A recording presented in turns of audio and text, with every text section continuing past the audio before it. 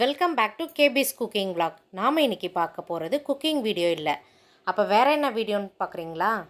எங்கள் வீட்டு வரலட்சுமி பூஜையை சிறப்பாக கொண்டாடியாச்சு. அன்றைக்கி ஈவினிங்கே எங்கள் ஊரில் ஐயப்பன் கோயிலில் திருவிளக்கு பூஜை இருக்குதுன்னு சொன்னாங்க. உடனே அங்கே கிளம்பிட்டோம். வாங்க நம்ம எல்லாரும் சேர்ந்து அம்மனை தரிசிக்கலாம். இந்த விளக்கு பூஜையிலே திருவிளக்கையே அம்மனாக வடிவமைச்சு இருந்தாங்க. அதை பார்க்க கண்கொள்ளா காட்சியாக இருந்தது.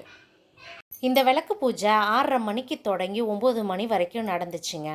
விளக்கு பூஜையில் கலந்து கொண்ட எல்லாருக்குமே ஒரே மாதிரியான சேலை, தட்டு, தாம்பூலம், வெற்றிலை, பாக்கு, பழம், தேங்காய், மருதாணி கோன், மஞ்சள் குங்குமம், பூ எல்லாமே கொடுத்தாங்க.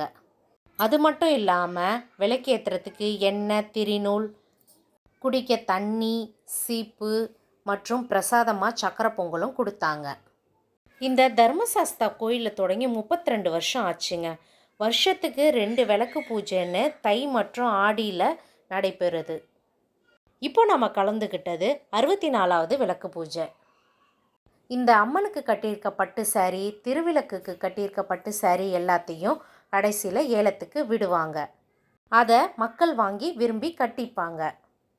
இந்த கோயிலுக்கு போனாலே மனநிறைவாக இருக்கும். அதனால் நாங்கள் அடிக்கடி போவோம்.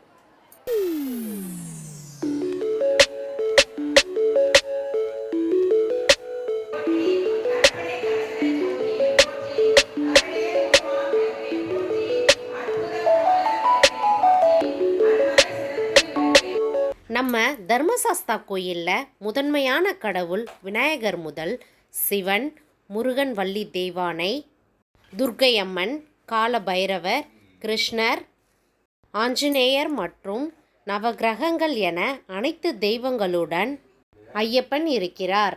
இதுவே இந்த கோயிலோட தனி சிறப்பு. நீங்களும் முடிஞ்சால் ஒன் டைம் இந்த கோயிலை விசிட் பண்ணி பாருங்கள். அம்மனோட அருளை பெறுங்க. Thank you all. பாய்.